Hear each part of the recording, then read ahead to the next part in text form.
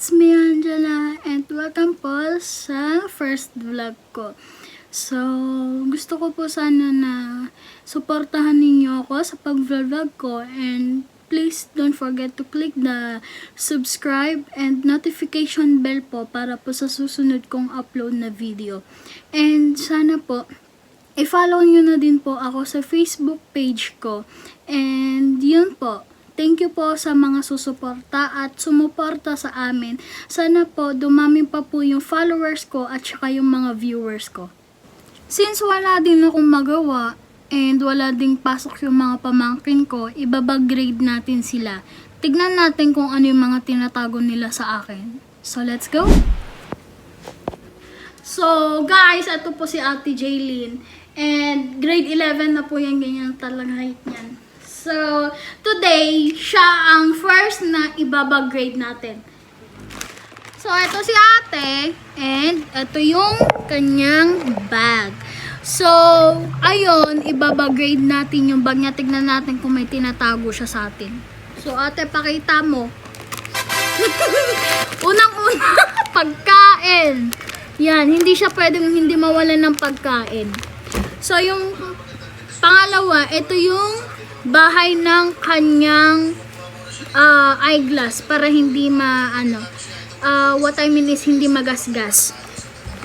So pangalawa, syempre yung papel niya and yung mga pang-quiz niya, syempre. And then scratch na ang laman ay ayan. Ayan yung mga laman niya. So, ang susunod ay ang kanyang notebook. Titignan natin kung ano yung mga laman nito. Math. Math siya. So, ito yung notebook niya ng math. Para marami and para hindi siya magastos. And then, ganito. Puro Veco yung kanyang mga notebook. So, ayan. And then, ang kanyang oral com. Oral com po yan, hindi po to mata, baka pagkamalan yung mat. Oral com po to. And then, ito po yung 21st century niya. Ito po. So, ito rin. Ito. Hindi siya pwedeng mawalan, hindi pwedeng mawalan ng cologne si ate. Kasi mahilig siya sa mga cologne. Kahit anong brand na cologne, basta may cologne. Ayan. Wala pang laman. Bakante pa lang. Oh, ito yung mga exam niya. So, next, yung kanyang exam. Titignan natin kung ilan yung mga nakukuha niya sa exam. Kung nag-aaral ba talaga siya ng mabuti. Ayun, ang taas ng score niya. 40. Kita niyo yan, 40. So, ang kanyang, anong subject to ate? Religion. Ooh. So, yung kanyang score sa religion is 40/50. So, 10 lang yung mali niya. Talino, diba? So, next exam niya po is ang kanyang BAL-ED. So, ang nakuha niya is 33. Huwag niyo po papansinin yun. Si Papa po yan. Papa ko. So, ang susunod ay EAPP. So, grade 11 na po to. Baka pagkamalan yung grade 7. And then, last one is ang kanyang per dev. So, per dev po to. Ayan. Ito yung mga laman ng kanyang mga per dev. Ayan. Maraming susulatin talaga. Kahit nung grade 11 na, marami. So, ayan. Napakarami, guys. Tignan nyo kung gaano kadami sinusulat ni ate sa school niya. And then, yun lang. So, ang dami. And then, ang kanyang clip. Hindi siya pwedeng hindi mawalan ng clip. Hindi siya pwede. And then, basura. Basura Ito. pa yung Ito. Ay, sorry guys. Hindi pala siya basura. Picture. Hindi ko lang nakita. Picture niya po yan ha. Picture niya yan. So, ito yung pang-check niya. Ito po yung marker. Pag may mga kailangan na words. So, susunod, papakita natin yung buong bag niya. Buong laman ng bag niya. Merong butan dyan. Ganda ng bag niya na. Ganda guys. Merong butan. Ganda. tignan natin kung ano yung makukuha natin dito sa bag niya. Ayun, may nakakapa ako. Mga bulok. Mga bulok na rambutan. Nang babaw ng rambutan, di sinuubos. Kaya yan, ganito yung mangyayari guys kapag hindi nyo kinain agad. So ayan, wala nang laman yung bag ni ate. Yun lang. So, ang yung susunod po nating ibabag-grade ay si Mikael. Pamangkin ko lang din po. So, babag-grade na natin yung kanyang bag. Tignan natin kung ano yung mga tinatago niya, lalo na sa akin. So, una, science. 45 over 50. Grabe, ang galing. Guys, ang galing. Tapos, ang kanyang quiz, syempre, kailangan to. Sa mga estudyante dyan, kailangan to, guys. Ang kanyang big notebook. Syempre, grade 8, kailangan talaga to. Para sa mga activities, ganun. And then, eto.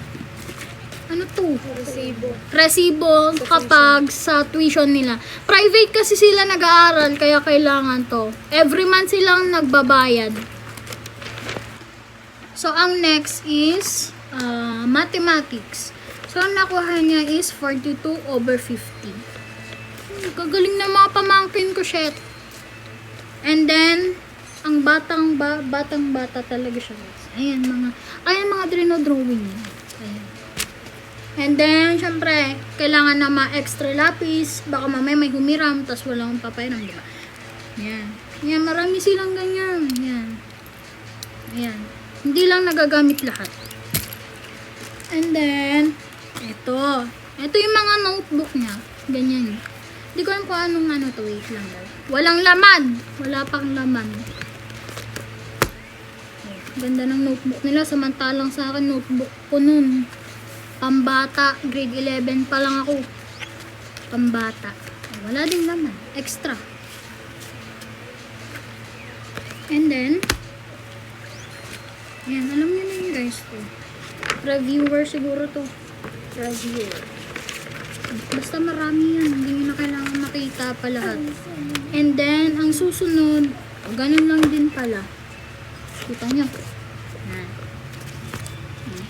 And then, mga scratch or mga activities na kailangan itago para sa end of school year nila. So, yan. Hindi siya sanay sa mga kulay pink. Ito. Ganyan na mga nila. Wala. So, ito yung mga last na ipapakita ko. Ito. Ito lang yung pinagbago. Ito. Kulay yellow. Tapos, kulay brown. Hindi kasi sila mahilig sa mga pang-girly na lalong-lalo na siya. May pagka-tomboyish yan. So, ayun lang po.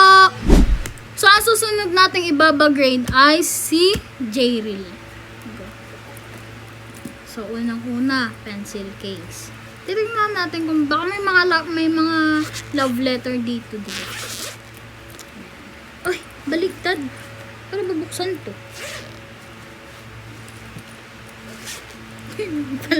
Wala ka lang. Porcelas. Yun lang. Wala nang laman. Yun lang. Isang ballpen. Kulay blue pa. Di sila mahilig. Sabi ko sa inyo, hindi sila mahilig ng mga girly. Si ata lang talaga, si ate Jaylin. Sunod. Of course, ang kanyang notebook. Sa kanilang tatlo, si Jril ang maganda ang sulat. Yan. Yan yung mga, yan. Ini-style niya talaga yung mga notebook niya. Hindi pwedeng walang style. Kasi alam nyo naman yan, mapili.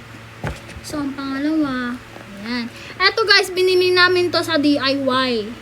Diba, ang ganda? Di ko alam kung magkano siya, nakalimutan ko na. Ayan yung, ayan. See? Ayan yung sulat nyo, kung nakikita nyo. Ayan yung sulat niya. So guys, ang next is ang kanyang mga exam. Matataas exam niya. Hindi pwedeng bumaba. Kasi nung tumitira siya sa Manila, ang mga exam neto, 40 plus over 50. So, ang nakuha niya dito sa TLE niya is 45. Ayan. Nakikita niyo? Kita niyo ba? 45 yung kanyang exam. Over 52 guys ha. So, tapos ito yung permit nila. Yun nga, kakasabi ko lang na sa private sila nag-aaral. Kaya, every month nagbabayad si mama. And then, ang kanyang spelling booklet. Huwag niya nang, ayan. Dito sila nag-quiz. 8 over 10. And then, ayan. Ngayon ko lang siya nakitang kulay pink na, ito. Kita niyo ba yan? Ayan. Tapos ang kanyang kulay pink din na payong. Ang next is, ito. Actor, Chinese actor. Idol niya. Kung alam niyo yung C-drama na When I Fly Towards You, siguran.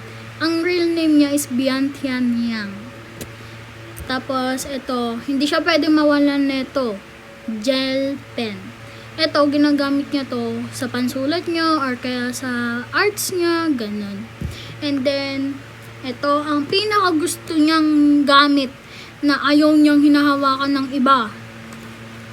Drawing. Notebook niya.